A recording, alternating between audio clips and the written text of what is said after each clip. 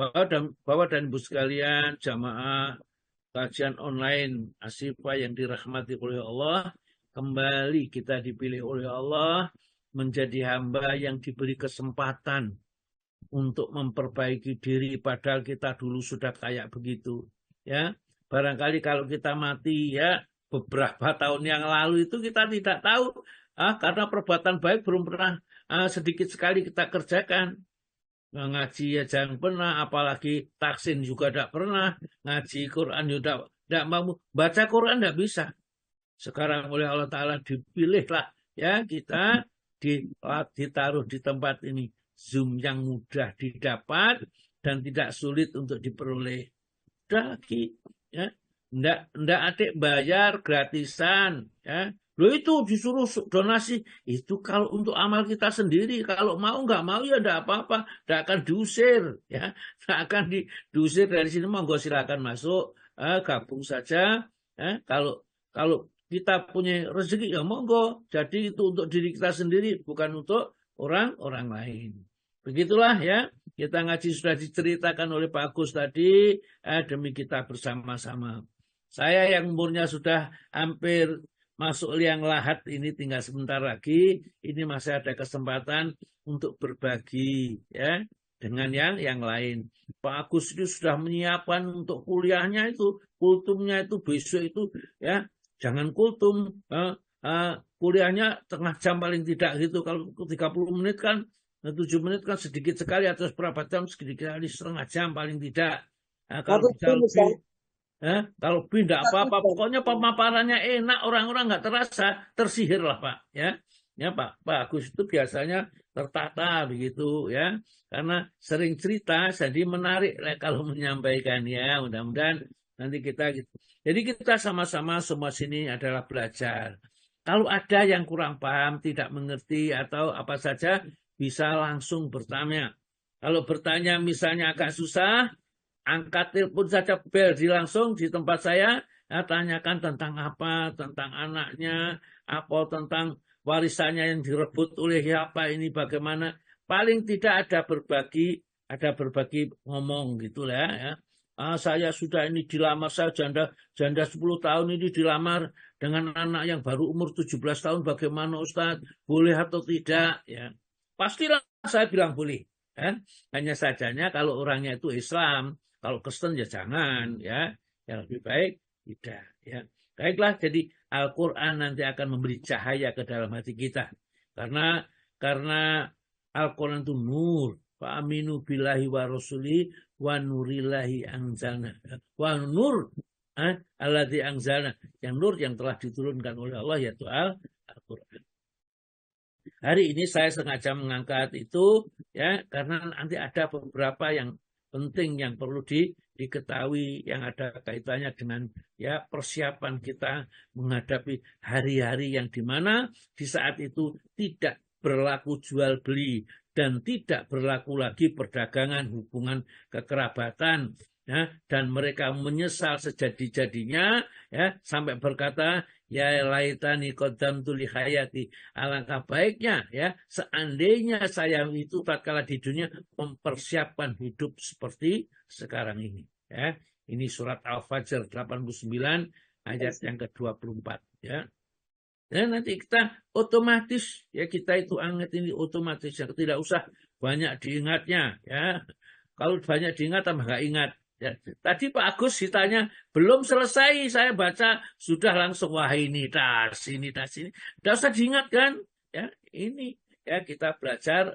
Insya Allah kalau sungguh-sungguh mencari ridha Allah, ya yang membuka itu adalah inna alaina jam'ahu wa qur'anahu. Ya, akulah yang akan mengumpulkan Al-Quran ini di dadamu dan menjadikan kamu paham tentang Al-Quran.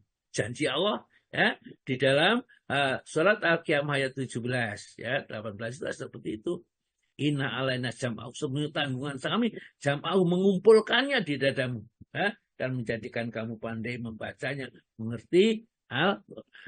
Baiklah ya, untuk membaca Al-Quran Bu Hidayah. Ya, lama sekali Bu Ida ini belum ditugasi untuk baca. Saya kangen suaranya ini. Ya, enak kalau baca, empuk suaranya kalau didengarkan. Ya, mudah-mudahan hari ini bisa menyejukkan hati kita membaca surat Al-Hasr ayat yang ke-18 sampai ayat 31. Monggo, Bu. Assalamualaikum warahmatullahi wabarakatuh. Waalaikumsalam warahmatullahi wabarakatuh.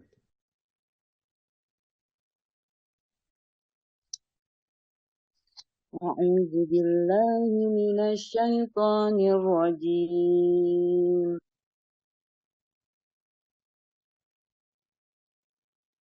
Ya ayyuhalladzina amanu taqullaha wal tanzur nafsum ma qaddamat lighad wattaqullah innallaha khabirum bima ta'malun. ولا تكونوا كالذين نسوا الله فأنساهم أنفسهم أولئك هم الفاسقون. لا يستوي أصحاب النار وأصحاب الجنة أصحاب الجنة هم الفائزون.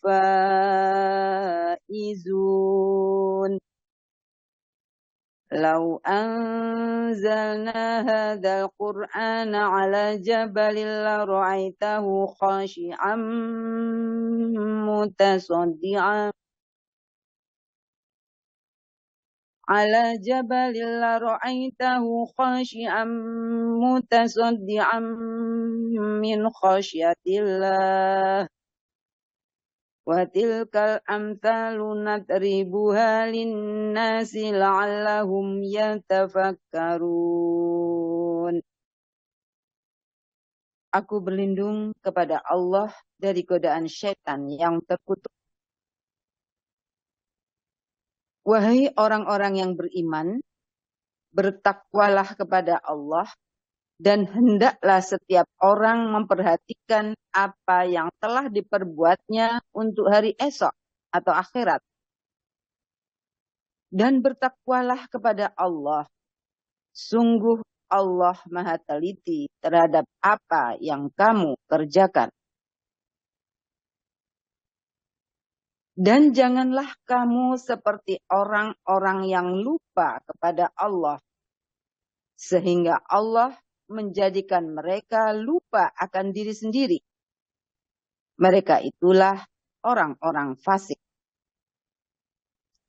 Tidak sama para penghuni neraka dengan para penghuni surga. Para penghuni surga itulah orang-orang yang memperoleh kemenangan.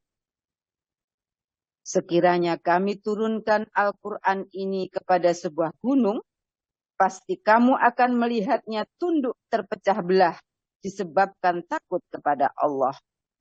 Dan perumpamaan-perumpamaan itu kami buat untuk manusia agar mereka berfikir. Shadaqallahul adzim. Maha benar Allah dengan segala firman-Nya. Allah Maha Agung. Wassalamualaikum warahmatullahi wabarakatuh. Waalaikumsalam warahmatullahi wabarakatuh. Alhamdulillah ya, bacaannya enak didengar ya. Memang kalau Al-Quran itu dibaca oleh orang yang mengerti bacaannya, mudah didengar. Apalagi kalau menerjemahkan pas ya dengan bacaannya itu, masya Allah ya. Akan kadang-kadang tidak terasa meleleh air mata ini lewat kedua pipinya. Mudah-mudahan kita jadikan di dalam dada kita itu ada Al-Qur'annya ya. Siapa yang di dadanya ada surat Al-Mulk di dalamnya tidak akan disiksa di dalam kuburnya nanti ya. Maksudnya ada hafalan surat Al-Mulk. Jadi surat Al-Mulk itu harus hafal ya, dihafalkan. Ya, untuk kemegahan dan menang itu surat Al-Fat dihafalkan. Surat Al-Fat itu 29 ayat. Ya, surat Al-Mulk 31 ayat. 30 ayat. Itu kalau kita mau menghafalkan, sungguh-sungguh bisa. Wong SD bisa tamat kok, bisa lulus, bisa dapat ijazah.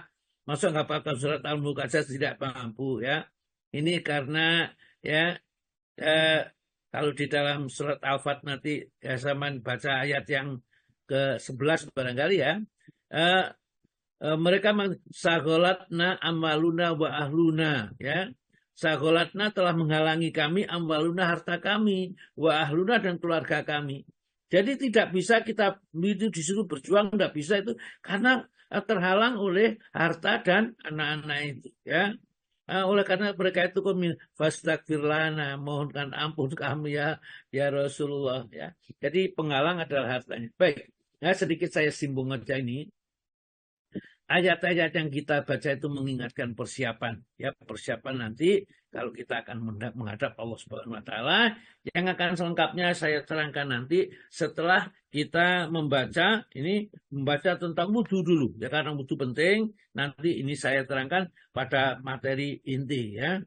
Kita masuk dulu tentang wudhu karena wudhu penting untuk kita mengerjakan sholat ini. Syaratnya sholat itu diterima dan sempurnanya.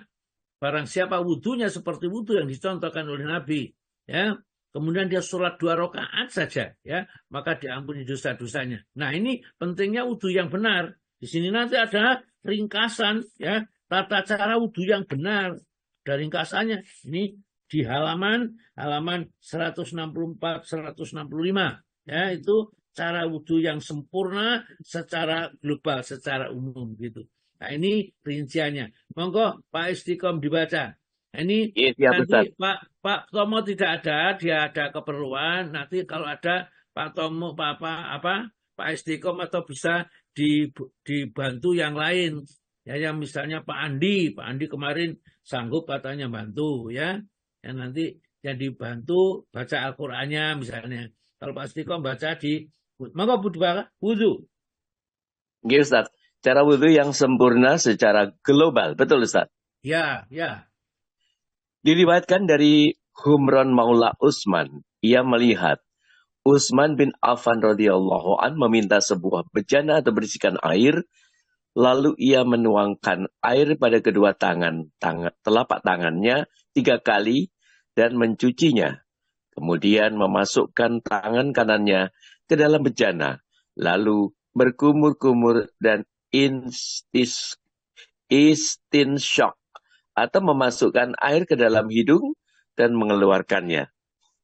Lalu mencuci wajahnya 3 kali dan kedua tangannya sampai siku 3 kali, kemudian mengusap kepalanya, lalu mencuci kedua kakinya 3 kali sampai mata kaki, kemudian ia berkata, Rasulullah SAW bersabda yang artinya, barang siapa yang berwudu seperti wuduku ini, lalu ia sholat 2 rakaat dan dia tidak berbicara dengan dirinya dalam sholat tersebut, maka Allah akan mengampuni dosanya yang telah lalu.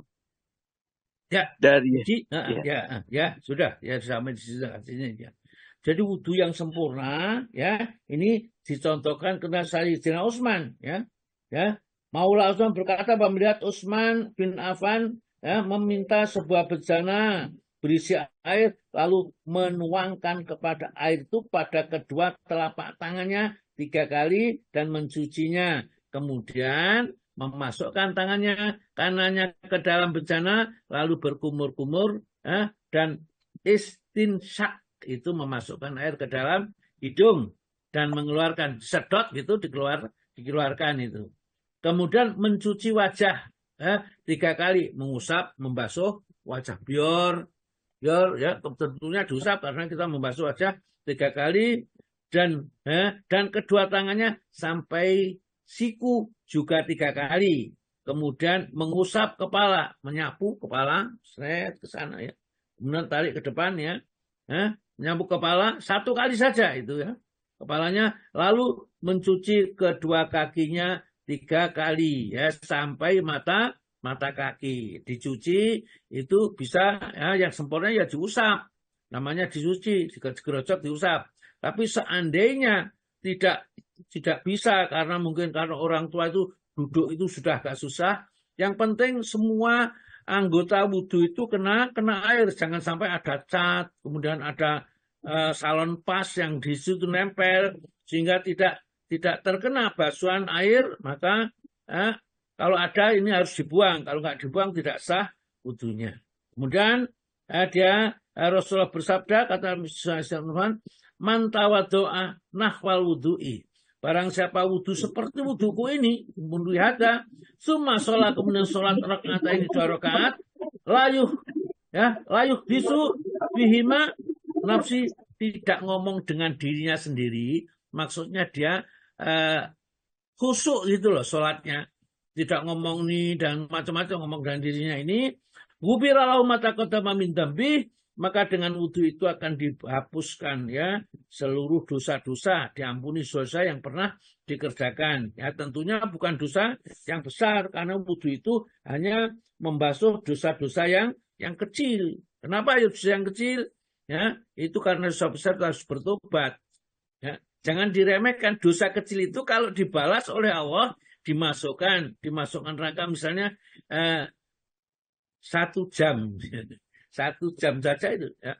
Orang umur di dunia itu kalau kita konversi dengan 1 hari itu 1000 tahun ya. 1000 tahun dunia itu 1 hari di akhirat itu hidup kita itu cuma 1,5 jam ya. Jadi seperti itu. Jadi jangan meremehkan kalau dimasukkan 1,5 jam seumurnya manusia masuk ke dalam neraka ya. Maka meskipun kecil ini berusaha supaya mohon diampuni oleh Allah Ta'ala. Maka jangan lupa sebelum salam senantiasa kita membaca Allahumma inni a'udzubika min azabi jahannam wa min azabil qabri wa min fitnatil mahya wal mamat wa min fitnatil masyikid dajjal ya. Allahumma gfirli ma qaddamtu wa ma asrartu wa ma asraftu wa ma anta alamu bimini dan seterusnya yang ada di buku-buku di Fikih Sunnah Said Sabiq jilid 1 di belakang itu ada zikir-zikir setelah salat seperti ini. Nanti sebenarnya juga ada zikir-zikir setelah salat di buku Eksekusi Salat juga ada. Jadi kalau kita semakin banyak kita membaca buku-buku tuntunan agama, semakin kita mendapat tuntunan yang sempurna. Ya. Kemudian dan hadis ini moga Pak. Baik. Dan hadis ini dan hadis yang lainnya yang akan diterangkan lebih rinci, kita dapat meringkas tata cara berwudu sebagai berikut. 1. Berniat wudu untuk menghilangkan hadas. 2. Niat harus, ya tapi nggak usah disebut nawaitu wudu ali rafangil ajasil aswaril ya fardulillah, nggak usah. Nggak ada hubungannya dengan ucapan ya. Cukup kita niat di dalam hati bahwa kita niat berwudu karena Allah menghilangkan hadas kecil ya, kentut tadi misalnya kencing dan berak misalnya ya, itu namanya hadas dan hilangnya harus dengan wudu. Kemarin Pak Istiqom tanya kenapa yang kentut itu pantatnya kok yang dibasuh mukanya. Orang Islam itu gak rasional gitulah ya. Ya bilang aja, kenapa yang sakit matanya yang disuntik itu pantatnya juga ya. Padahal yang sakit matanya mestinya suntik matanya aja. Ya, yang disuntik bukan matanya. Itulah ya, memang di dalam syariat itu ada diatur. Kalau sudah diatur, ikut aja aturan. Jangan banyak tanya. Ya, orang yang paling banyak tanya itu sebenarnya orang yang paling banyak masuk neraka karena setelah bertanya mengerti tidak diamalkan. Maka para sahabat itu tidak banyak bertanya kepada Nabi, ya diamalkan aja kalau tahu. Jadi yang berniat wudu untuk menghilangkan hadas. Jadi niat itu boleh tatkala kita masuk kamar mandi sudah niat, tatkala kita masuk sudah niat adalah ya, atau pada saat membasuh muka itu niatnya ada. Terus Pak nomor 2. Nomor 2 menyebut nama Allah atau membaca basmalah. Bismillahirrahmanirrahim. Sunnah, ini sunnah, tapi ada yang mengatakan wajib karena kalau tidak baca bismillah itu yang suci, yang suci itu hanya tempat-tempat yang dibasuh saja, tetapi kalau baca basmalah itu suci seluruh badannya. Yang ketiga, mencuci telapak tangan 3 kali. Yang keempat, mengambil air dengan tangan kanannya, lalu memasukkannya ke dalam mulut mulutnya dan hidungnya dengan sedikit ciduk, lalu berkumur-kumur Dengan dan sekali ciduk. ya, dengan sekali ciduk, lalu berkumur-kumur dan beristinsyak atau mengusap air ke dalam hidung. Ya, ini agak susah, Pak. Jadi satu cawuk ini ya, cawukan ini dimasukkan ke mulut, langsung disedot, kemudian dikeluarkan tangan kiri yang mengeluarkan. Jadi ayo satu ciduk itu masukkan kepada mulut sisi, masukkan, langsung disedot di hidung, kemudian dikeluarkan. Tiga kali ya. Biasanya saya itu agak sulit, tangannya dua. Ya, ini kalau tangan dua masih gampang ya. Kumur langsung dimasukkan ke hidung sebagian, kemudian dikeluarkan. Tapi kalau tangan satu itu kadang-kadang habis ya. Jadi airnya itu tidak bisa tertampung ya. Tapi monggo saja, ini kan sunnah ya. Sunnah memasukkan termasuk sunnah karena di sini sempurna cara yang sempurna. Terus Pak, kemudian kelima kemudian ia mengeluarkan air dari hidung atau istinsar dengan tangan kirinya. Dia melakukan hal itu sebanyak 3 kali. Ya, tadi kemudian dikeluarkan, disedot, keluarkan dengan tangan kirinya. Ya, ini tiga kali. Ya, sebelum membasuh muka, ya, itu niatnya juga sebatas sebelum tadi wudu sudah niat. Terus Pak. Keenam, mencuci seluruh wajah 3 kali disertai dengan menyela-nyela jenggot. Kalau ada jenggotnya ya, apalagi panjang begini ya, seperti Ustaz Basalam itu ya, orang Syafiq Basalam itu sekian itu ya, dikit supaya apa? Air itu mengenai akar rambut yang ada di jenggot ini ya. Jadi kalau punya jenggot juga, kalau lebat itu ya dikeramasi, soalnya kalau nggak dikeramasi banyak ketumbinya di sini juga sama. Terus Pak. Ketujuh, mencuci kedua tangannya, kanan dan kiri, hingga di atas siku, disertai dengan menyela-nyela jari tangannya. Ya, di sela-sela begini, ya, dengan cara ini sunnah, ya, sunnahnya. Tetapi seandainya tidak, ya, pokoknya yang penting itu sampai, ya. Seperti mandi itu yang penting air yang mengenai seluruh tubuh. Tapi ada sunnahnya, mulai wudhu, menyiram sebelah kanan, dan seterusnya. Itu ada nanti, ya. Tetapi yang penting bahwa air itu memang sampai kepada tangan itu. Terus Pak, nomor 8. Kedelapan, mengusap seluruh kepalanya ke arah belakang, kemudian ke depan sekali saja. Ya, saya taruh tangannya, kemudian ditempel ya ke belakang sampai tengkuk, kemudian tarik lagi ke depan ya. Ini sisanya itu masukkan ke lubang telinga, diputar 1 kali. Ya, terus? Kesembilan, lalu mengusap kedua telinga bagian luar dan bagian dalam.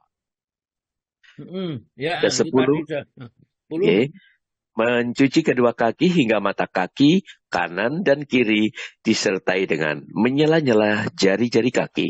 Nah, jadi kalau kaki kanan yang dibasuh, ya, yang dibasuh, yang dicuci, maka tangan kiri ini kelingking dimasukkan celah-celah jari, celah-celah dari jari kaki ini. Tujuannya apa? Supaya meyakinkan bahwa air itu benar-benar sampai kepada celah-celah kaki itu. Jangan ada air yang tidak sampai, karena dengan tidak sampainya air itu membahayakan orang yang wudhu. Rasulullah pernah berteriak kepada orang yang membasuh kakinya tapi masih ada kering, jadi tidak kena air ya. Karena bahayanya nanti pada saat mendatangi neraka. Ada surat Maryam ayat 71 itu. Kita lanjut. Niat adalah syarat sahnya wudhu. Ya, Disyaratkan untuk sahnya wudhu adalah niat, yaitu tekad hati untuk melakukan perbuatan-perbuatan wudhu dalam rangka melaksanakan perintah Allah dan Rasul-Nya Shallallahu Alaihi Wasallam, sebagaimana yang berlaku dalam semua ibadah mahdhah.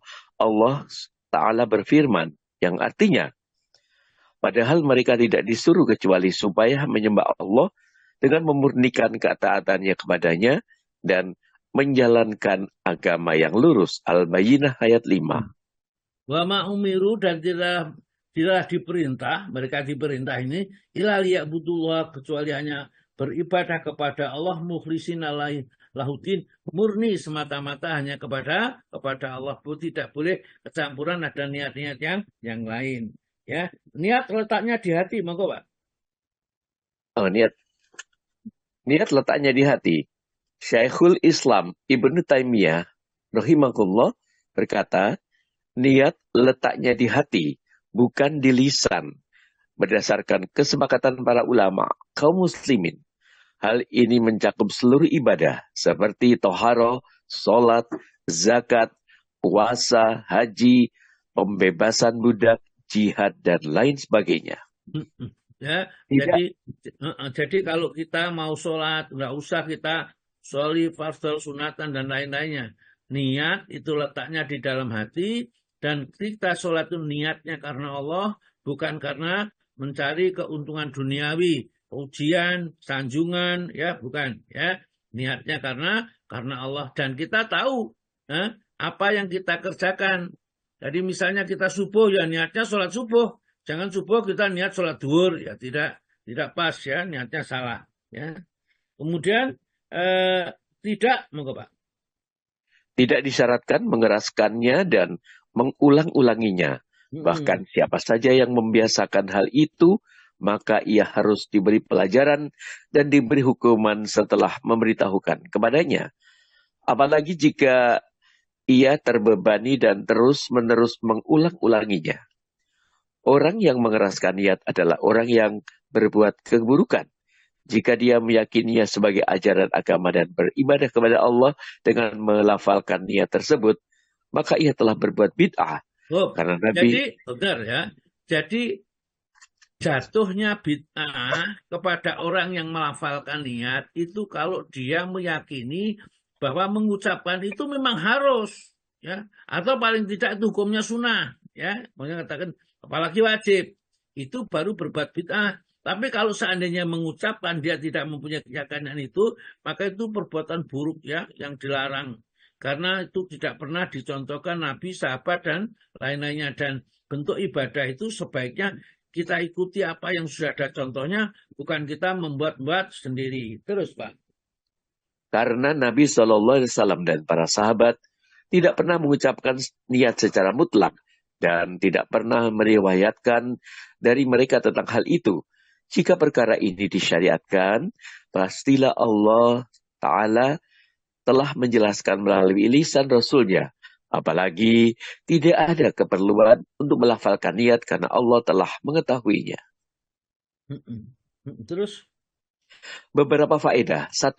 Syekhul Islam Ibnu Taimiyah radhiyallahu anhu berkata, seandainya ia mengatakan dengan lisannya sesuatu yang bertentangan dengan apa yang diniatkan dalam hatinya, maka yang menjadi patokan adalah yang diniatkannya, bukan apa yang diucapkannya.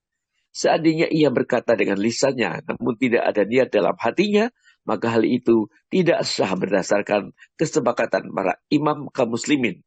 Karena niat itu sejenis maksud dan tekad.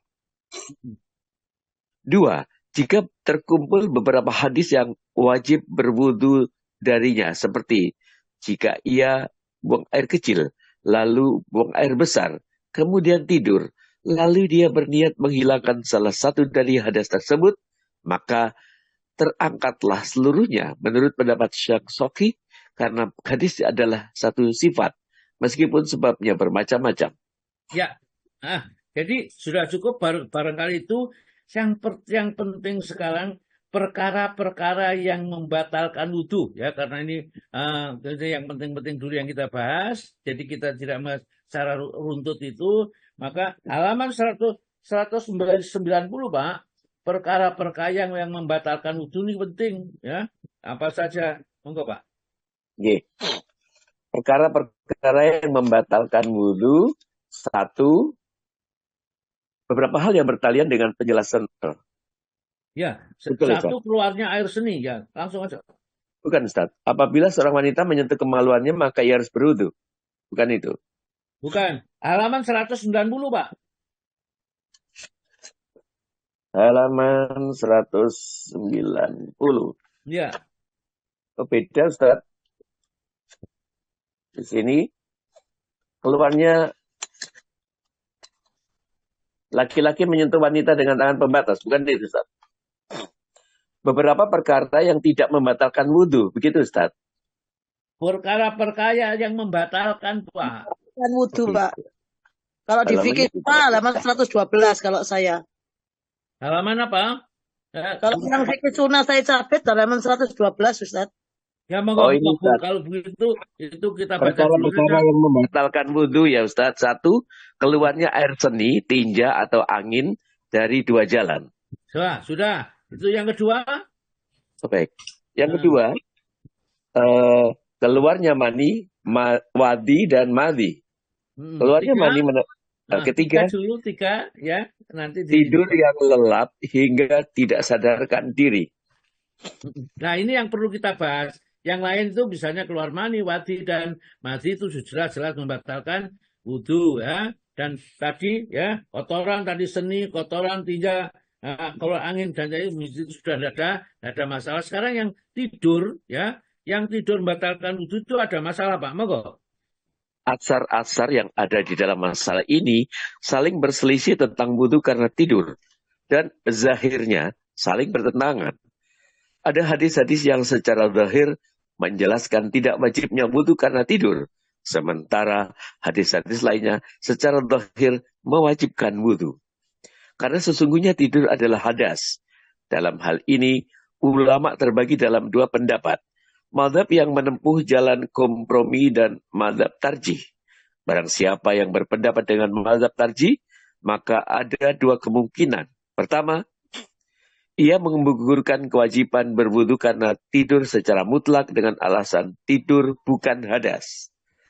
Kedua, ia mewajibkan wudu secara mutlak dengan alasan tidur adalah hadas. Sebaliknya. Jadi gitulah, Pak. Jadi benar. Ya, ini masalahnya apakah tidur itu hadas atau tidak. Oleh karena itu maka ulama berbeda nanti ya. Ada yang mengatakan hadas, oleh karena itu tidur secara mutlak wajib. Setelah itu karena hadas wajib wudu. Yang satu bukan. Dan nanti ada hadis-hadis yang mendukungnya dari sabda Nabi, dari perbuatan Nabi, perbuatan sahabat. Terus sebaliknya. Sebaliknya, barang siapa memilih mazhab yang menempuh jalan kompromi, ia berpendapat bahwa tidur bukanlah hadas, melainkan hanya dugaan kuat adanya hadas. Mereka berselisih tentang sifat tidur yang mewajibkan wudhu. Inilah 3 cara ditempuh ulama dan dari ketiganya bercabang menjadi 8 pendapat. Berikut ini. Jadi banyak sekali, ringkasnya saja ya. Ada pendapat yang kalau tidur tuh yang membatalkan bukan tidurnya sebenarnya. Yang batal kentutnya itu loh ya. Atau hadasnya keluar hadas. Oleh karena orang tidur tidak terasa. Karena kentut tidak terasa, maka dianggap kalau tidur itu tidur pulas, maka batal wudhunya. Kalau tidur tidak pulas, jadi misalnya sambil duduk tidur ya, Jumatan itu kan ada tidur seperti itu tidak batal wudhunya. Karena tidak mungkin mereka sambil duduk bisa kentut, tidak mungkin. Tapi kalau duduk terlentang, maka tidur terlentang itu wajib untuk berwudu. Karena dengan terlentang diduga kuat ya bahwa dia itu kentut tapi tidak sadar. Ada yang juga berpendapat bahwa ya keyakinan kita tatkala kita tidur itu apakah kita itu kentut atau tidak. Kalau kita yakin sebenarnya bahwa kita tidak kentut ya tidak batal. Ya, kalau kentut batal ya nanti ada 8 paham ini ya silakan dibaca ya karena pahamnya ini cukup banyak ya silakan dibaca ya. Ada ini. Kemudian yang kelima, Pak. Yang kelima tadi yang keempat ya. Ketiga, keempat, Pak. Oke, baik Ustaz. Yang keempat. Hilangnya akal. Halaman 199, Pak. Ya. Hilangnya akal disebabkan mabuk, pingsan, atau gila. Hal ini membatalkan wudhu menurut ijma karena hilangnya pada perkara-perkara ini lebih berat daripada tidur. Iya, ya kalau tidur dianggap membatalkan tadi, apalagi kalau sudah hilang akalnya, apakah dari mabuk, apakah disuntik misalnya morfin itu untuk operasi hilang akalnya, itu sudah tidak terasa, itu sudah batal wudhunya. Yang kelima. Ya, membatalkan wudhu yang kelima menyentuh kemaluan tanpa alas, baik dengan syahwat maupun tanpa syahwat. mengenai Sebentar. Ini pun terjadi perbedaan pendapat di fikih sunnah Sayyid Sabiq itu ada dua. Ada yang membatalkan, ada yang tidak membatalkan. Hadisnya masing-masing disampaikan. Nah, di sini tidak disampaikan yang tidak membatalkan. Yang di sana disampaikan yang membatalkan tatkala seorang bertanya kepada Nabi, ya, apakah menyentuh kemaluan itu membatalkan wudhu? Maka dijawab Nabi, kemaluan itu adalah bagian dari tubuhmu. Maka menyentuhnya tidaklah membatalkan. Tapi kalau yang di sini membatalkan, ya, menyentuh kemaluan membatalkan wudhu. Ya. Monggo dibaca aja, Pak. Siap. Yang apa Ustaz ini? Yang kelima atau yang kelima? Oke, baik. Menyentuh kemaluan tanpa alas sudah Ustaz. Baik dengan syahwat maupun tanpa syahwat. Sampun iku. Terus yang ke Pertama, menyentuh kemaluan tidak membatalkan. Menyentuh kemaluan tidak membatalkan wudhu secara mutlak. Ini adalah mazhab Abu Hanifah dan salah satu riwayat dari Malik. Ia juga berpendapat bahwa yang diriwayatkan dari sejumlah sahabat, mereka berargumen dengan dalil-dalil sebagai berikut. Satu. Sebenarnya ya. Jadi tatkala mereka menyimpulkan menyentuh kemaluan tidak membatalkan wudhu, itu ada dalilnya. Ya dalil-dalil itu. Demikian juga nanti yang menyimpulkan bahwa menyentuh kemaluan itu membatalkan wudhu. Jangan juga pakai dalil. Sama-sama pakai dalil, maka mana yang lebih kuat? Ya, monggo. A. Hadis Tolak bin Ali, seseorang bertanya kepada Nabi tentang orang yang memegang kemaluannya setelah berwudu. Nabi SAW bersabda yang artinya, bukankah kemaluan itu bagian dari tubuhmu? Dan dalam redaksi lain bahwa orang yang bertanya tersebut mengatakan, ketika aku sedang sholat, tiba-tiba aku menggaruk paha dan tanganku menyentuh kemaluanku. Maka Rasulullah SAW bersabda yang artinya, sesungguhnya itu adalah bagian dari tubuhmu. B. Sebentar ya. Ini hadis-hadis ini oleh sebagian ulama dinilai dhaif ya. Hadis saja ya, misalnya bukankah kemaluan itu bagian daripada tubuh dianggap dhaif ya. Kemudian juga sesungguhnya itu adalah bagian dari tubuh, jadi kemaluan bagian dari tubuh, maka disentuhnya tidak membatalkan. Itu dianggap sanadnya adalah dhaif ya. Tapi menurut ya di bukunya Sayyid Sabiq, hadisnya tidak dhaif, lebih baik itu hadis tolak itu ya. Hadis tolak lebih baik daripada hadis yang satunya lagi. Inilah kalau seperti ini saja ya lebih baik kita tidak usah menyentuh kemaluan. Terus Pak. Baik. B. Menurut mereka tidak ada perselisihan ketika kemaluan bersentuhan dengan paha tidak mewajibkan wudhu. Sementara tidak ada perbedaan antara tangan dan paha. Kemudian mereka mengentari hadis Basrah akan segera disebutkan yang berisikan perintah berwudu karena memegang kemaluan. Kedua, menyentuh kemaluan membatalkan wudu secara mutlak. Ini adalah pendapat Malik dalam riwayat yang paling masyhur darinya Asy-Syafi'i, Ahmad, Ibnu Hazm.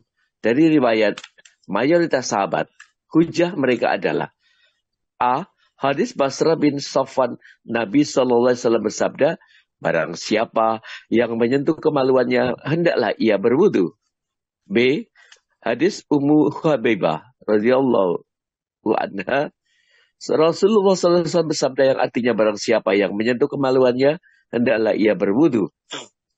Diriwayatkan juga hadis yang semakna dengan keduanya dari Abu Hurairah, Arwa binti Unais, Aisyah, Jabir, Zaid bin Khalid, Abdullah bin Amru.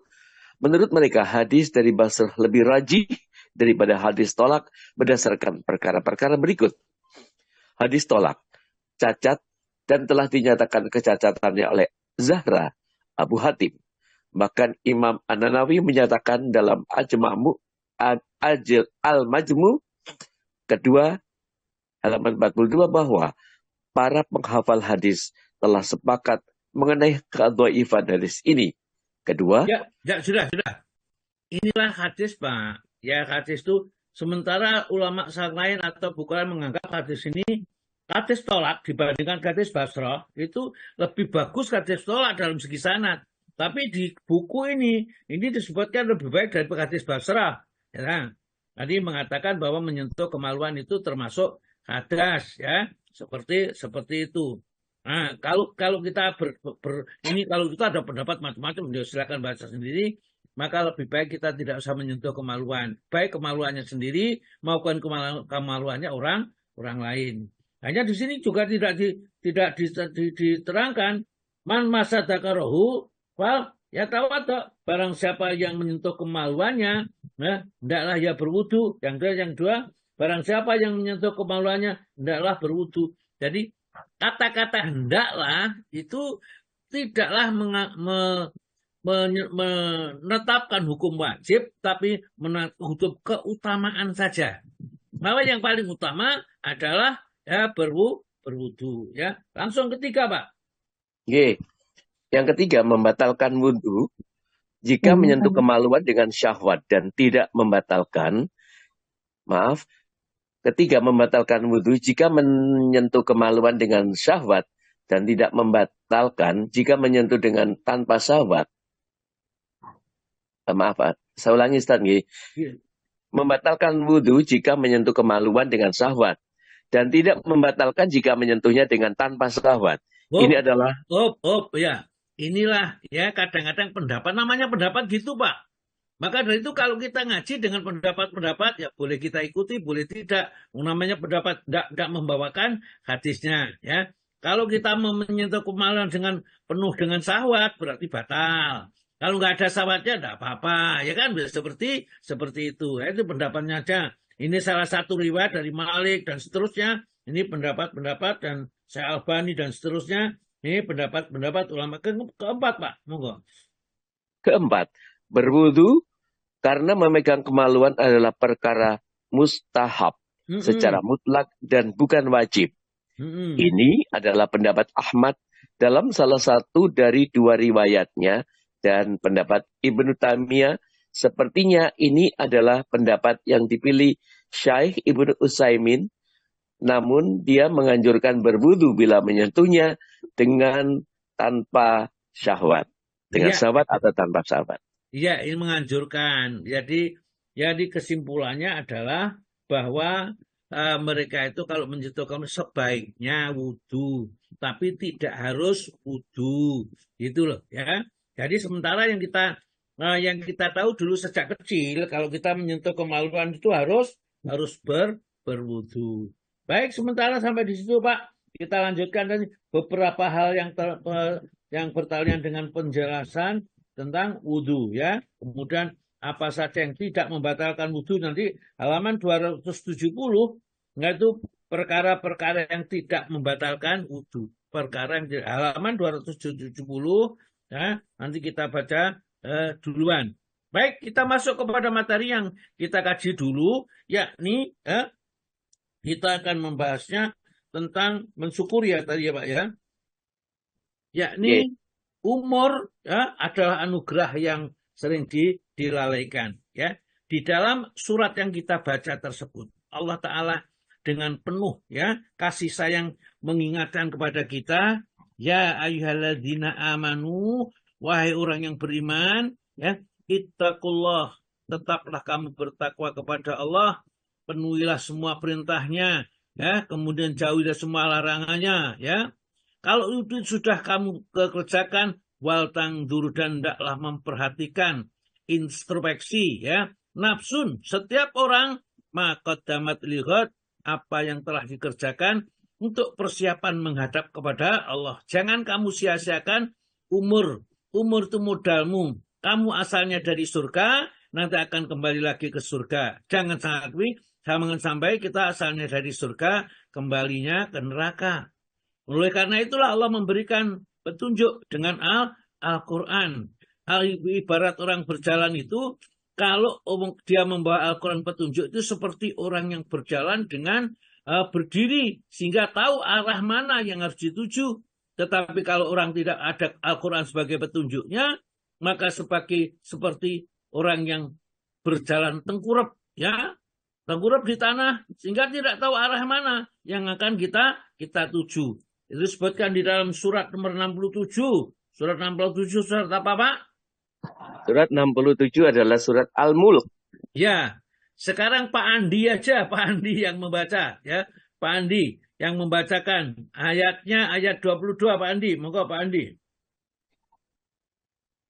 Nggak ada? Saya bacakan Ustaz. Oh, monggo Buati. Apakah orang yang merangkak dengan wajah tertelungkup yang lebih terpimpin dalam kebenaran, ataukah orang yang berjalan tegap di atas jalan yang lurus?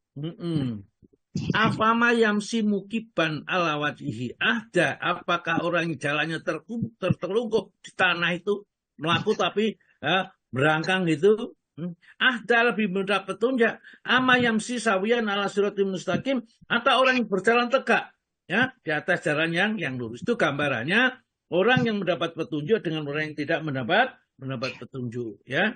Maka dari itu di ayat yang ke-1 si surat Al-Asr itu mengingatkan kepada kita supaya kita itu betul-betul mencari petunjuk. Umur yang diberikan oleh Allah kepada kita itu untuk mencari kenikmatan yang hakiki besok di akhirat, dan Allah Ta'ala memberikan caranya untuk mendapatkan melalui Al-Quran. Semuanya sudah, ya. Bagaimana cara beriman, bagaimana kemudian praktek beriman, praktek takwa kepada Allah, semua sudah ada di dalam Al-Quran. Dan kita manusia ini, setiap langkah yang kita lakukan ada pahalanya. Ya. Masuk kamar mandi ada pahalanya, keluar pada kamar mandi ada pahalanya, berjalan menuju masjid, masuk masjid kaki kanan dulu, keluar masjid kaki kiri dulu, menunggu sholat, semua. Nah, itu akan menentukan besok di akhirat di tataran mana kita harus berada di surga ini. Yaitu kita cari sebaik-baiknya. Umur yang diberikan jangan disia-siakan, ya. Jadi wattaqullah, kata Allah, tetaplah bertakwa kepada Allah. Innallaha khabirum bima ta'malun. Allah sangat teliti sekali terhadap seluruh amalmu. Kalau sampai kamu beramal keluar dari syariat, maka Allah akan murka kepada kita dan amal kita menjadi batal. Lebih-lebih kalau syahadat kita batal, ya. Sehingga kita tidak akan mendapatkan bagian yang kita inginkan, jadi keselamatan di akhirat, ya. Wala takunu kalladzina nasullah. Janganlah kamu menjadi orang yang lupa kepada Allah, tidak menjadi bertakwa kepada Allah, ya. Allah Ta'ala mengingatkan orang yang lupa kepada Allah itu mendapat siksa yang pedih, ya. Ya, karena apa? Karena tatkala di dunia melupakan Allah. Di dalam surat As-Sajadah, surat nomor 32. Ayatnya ayat yang ke-14, ayat 14. Monggo Buati. Siap.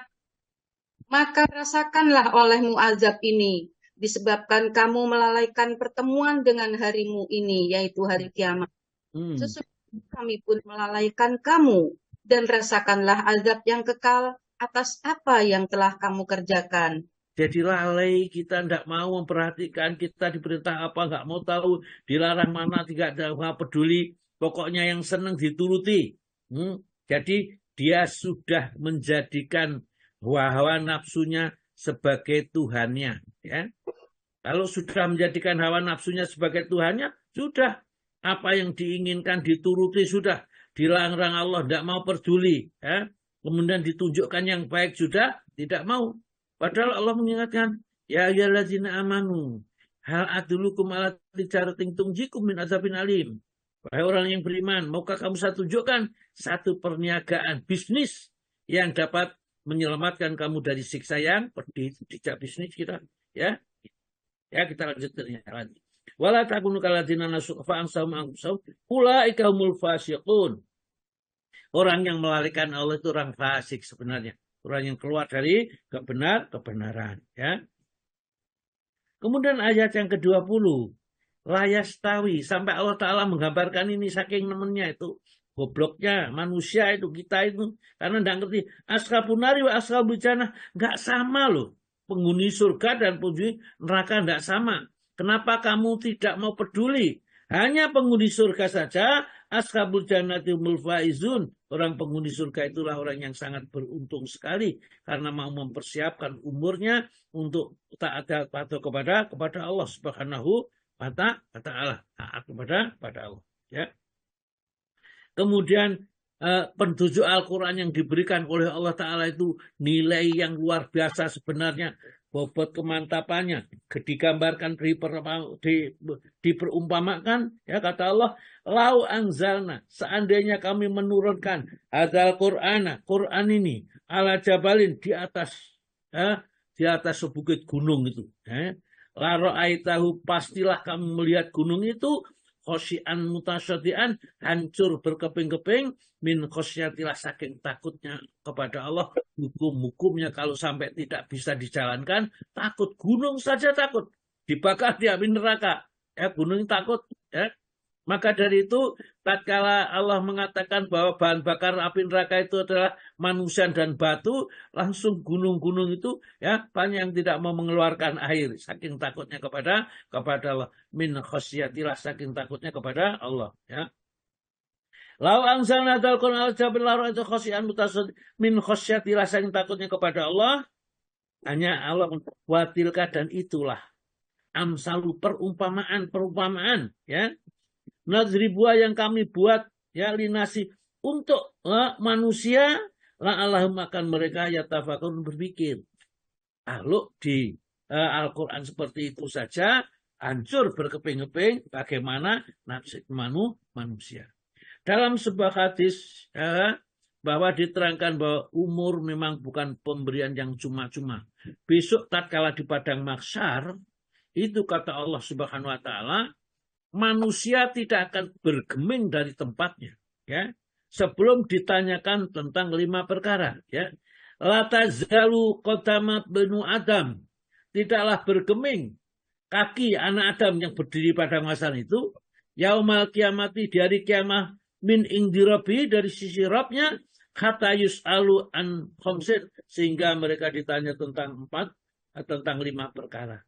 Pertanyaan yang pertama yang diberikan kepada mereka di padang mahsyar nanti, yaitu an umurihi, tentang umurnya, fima abna'ahu, ya, bagaimana dia gunakan umurnya ini.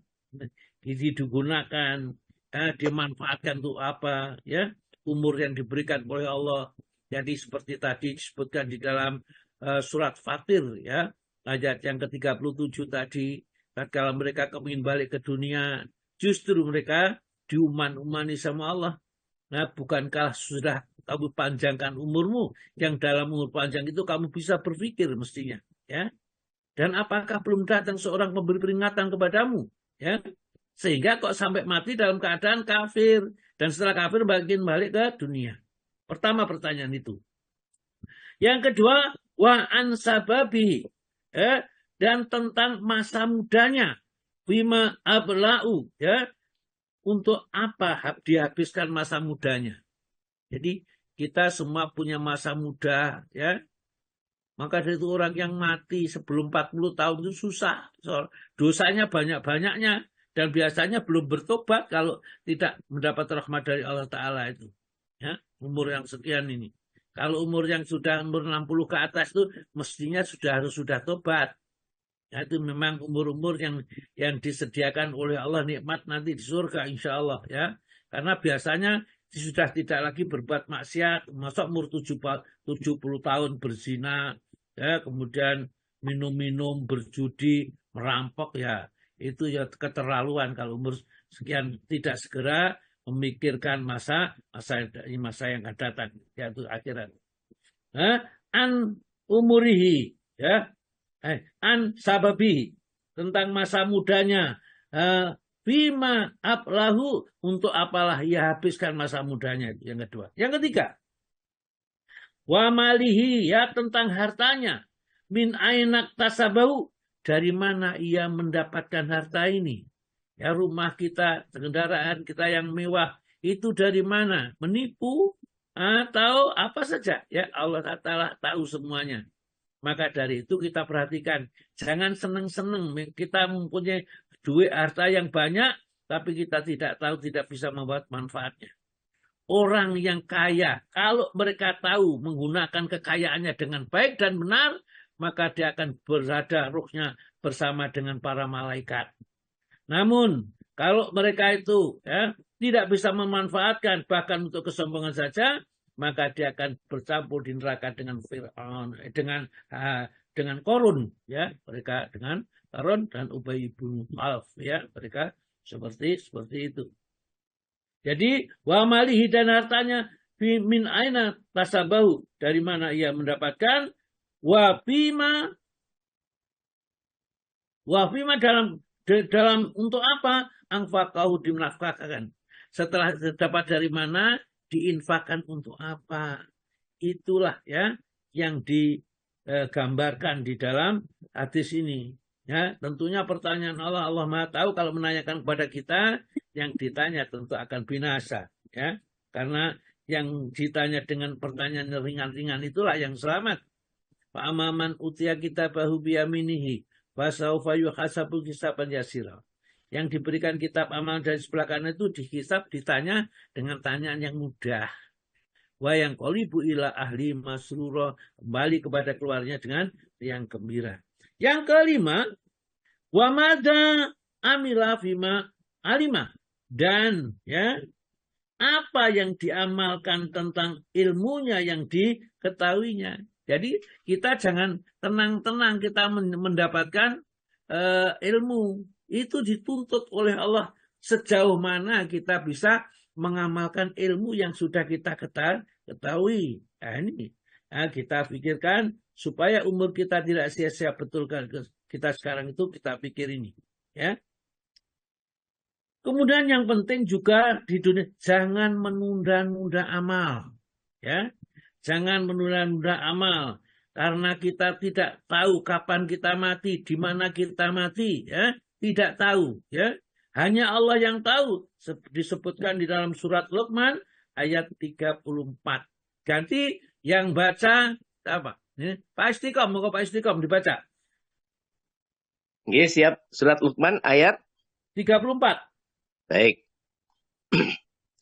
Sesungguhnya hanya di sisi Allah ilmu tentang kiamat. Dan Dia yang menurunkan hujan dan mengetahui apa yang ada dalam rahim. Dan tidak ada seorang pun yang dapat mengetahui dengan pasti apa yang akan dikerjakan besok. Dan tidak ada seorang pun yang dapat mengetahui di bumi mana. Di bumi mana ia... maaf. Dan tidak ada seorang pun yang dapat mengetahui dengan pasti apa yang dikerjakan besok. Dan tidak ada seorang pun yang dapat mengetahui di bumi mana dia akan mati. Sungguh Allah Maha mengetahui, Maha mengenal. Nah, kalau kita sudah sadar ayat itu mengingatkan kepada kita, ya, kapan mati kita tidak tahu, di bumi mana kita tidak tahu, sedang apa kita cabut ruhnya juga tidak tahu, maka ya sebaiknya mulai sekarang itu kita pikir supaya kita selamat itu bagaimana. Jangan dipikirkan perut terus saja, sibuk ngurusi sini sabuk, ya. Ini saja sudah. Jadi kita tidak sempat untuk memikirkan keselamatan kita di akhirat, ya. Jangan sampai seperti itu. Ibnu Qayyim berkata, sesungguhnya angan-angan adalah modal utama bagi orang yang bangkrut. Ya, panjang angan-angan, ingin ini, ya, ingin semuanya keturutan ini dan itu, maka itu adalah modal utama bagi orang yang bangkrut, kata Ibnu Qayyim, ya. Dan umur panjang itu bisa kesempatan untuk beramal yang baik, ya, yang baik-baik. Bahkan nanti orang mati syahid saja akan kalah dengan orang yang berumur panjang yang berbuat baik. Di dalam satu hadis diriwayatkan bahwa ada seorang, ya, ada dua orang ini, ya, dua orang yang sama-sama beriman, ya. Mereka masuk Islam sama bareng. Kemudian dia perang, ya, melawan orang-orang kafir. Yang satu mati syahid, yang kedua itu setahun kemudian baru meninggal, tapi tidak mati syahid, ya. Maka Talqah bin Ubaidillah bermimpi bahwa keduanya berada di pintu surga. Ternyata yang kedua masuk surga lebih dulu daripada yang pertama. Padahal yang pertama itu adalah mati syahid. Oleh karena itulah akhirnya Dia lapor kepada Rasulullah Muhammad SAW. Ya. Nah, kemudian dijawab oleh Nabi. Ya. Jadi kenapa ya Rasulullah? Ini yang satu mati syahid, yang satu itu mati setahun setelahnya. Ya, ini mimpi. Mimpi itu ditunjukkan keadaan sesungguhnya yang akan terjadi. Kalau orangnya itu benar, orangnya itu tidak suka dusta, mimpi pun juga mimpi yang benar. Jadi sahabat itu seperti Tolkah bin Ubaidillah bermimpi kedua-duanya di pintu surga. Ya, dua-duanya di surga. Ya. Ternyata yang kedua masuk surga lebih dahulu. Ya, akhirnya ya lapor kepada Rasulullah, ya Rasulullah apa penyebabnya mereka bisa masuk surga lebih dahulu daripada yang pertama, meskipun yang pertama kan masuk surga juga karena mati syahid. Ya. Maka jawabnya Nabi, bukankah selama 1 tahun itu ya sholat, ya puasa, Ramadan, kemudian zakat, berbuat baik, menolong orang, itu yang menyebabkan ya mereka menjadi derajatnya lebih tinggi dan lebih mereka masuk surga lebih dahulu. Maka amal-amal baik yang kita kerjakan itu akan menentukan posisi kita nanti di akhirat kelak. Ya. Karena Ibu Nur mengatakan, ya, kata idza amsaita, kalau kamu berada di waktu sore, fala tangdiri subaha, jangan kamu tunggu waktu pagi, ya.